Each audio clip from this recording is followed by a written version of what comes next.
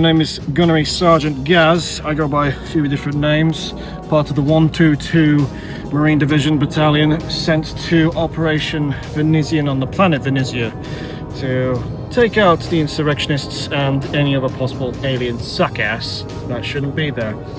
I have many different weapons at my disposal. I have currently the APS UAR done up with the lovely Foundry Airsoft kits.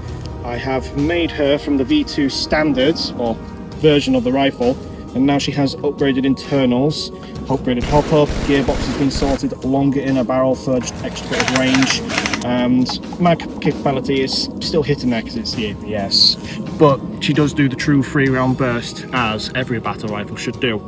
My secondary rifle here is the S&T TAR-21 with an elongated barrel, the Key Mod foregrip, which a certain other member is helping me out with the foregrip cover, a ODST project. He is making his own complete 3D printed DMR, and he's working in conjunction with me to modify his forward grip on it to make it look a bit more like the DMR. For sidearms, again, Foundry Airsoft has worked his magic. It is a WE Glock 18C, the one with the giggle switch, and it is set up in the Halo 2 pistol mode because I do like the flak trajectory of it a bit more. I can use obviously the standard magazines or the full or extended magazines, and whilst you can run the CTM like snap-on holster, don't know where mine has gone, so I have alternated to a different type one, which is like a snap-on version or like slide in from, you know, typical AliExpress, Temu, the knockoff like websites, but cheap, but it works well. It slides in, comfortable, fairly comes out, and it's fairly sticky and robust. Nice angle as well, so you can easily quickly undraw.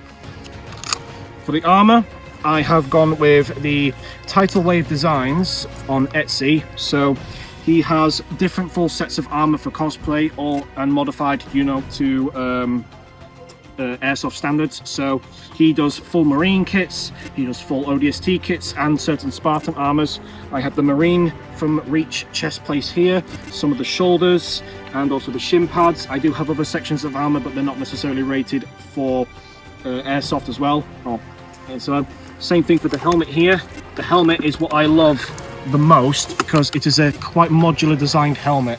You can put all sorts of different attachments with it that come with his designs, different scopes, or like, you know, helmet attachments like NVG plates or cameras that you can magnetically do. The one thing I love about it is the inside. So there are different parts that are magnetized. He's based the inner section of a fast MT helmet with magnets that mount in there, and they come in different sizes in the files from small, medium and larges.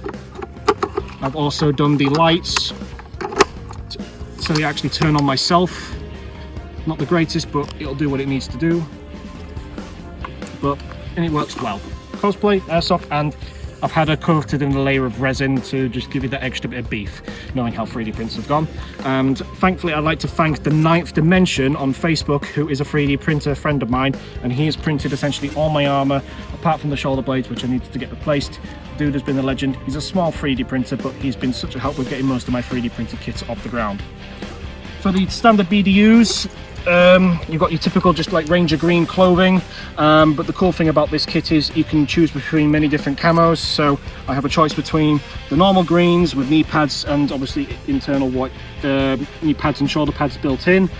I also have a choice of the DPM clothing, the British 90s camo. I also have a choice of going towards the MTP. The rig is actually held on by the TF3 vest, which is used in the Transformers movies. It is a very good little mounting system, and it's worked well. The cool thing about it is it actually has enough room to have the webbing fixed underneath it. I can use either my own webbing belts or the 90s webbing or the modern MTP by the British Army, and that is the majority of the kit. I have the 5 plates here because whilst I do love hard armor, sometimes you just need to have a bit more mobility when doing your kits. So these 5 pieces are also from AliExpress, but they're nice and light, but they're quite snug and they don't impede maneuverability at all. Same thing for the under shin pads. They're just like your typical kind of riot control. They protect your shins, have an extra knee pad, and with the shins I've literally just got them velcroed to the front, so whilst they don't impede movements, I can still kneel down, crouch down and do all that jazz. And then you've got your different choice of magazines that will fit in the rifles. They fit all in the pouches, everything's where I need it to be. I can access everything, like the water kits, radio, extra bits and bobs, speed loaders, radios, everything else you need to get into the fight. It is fairly mobile. I can do up and down, not much restrictive. You can run, jump, swat, take a knee, and just, yeah, that's the best I can say, really. This is truly combat evolved.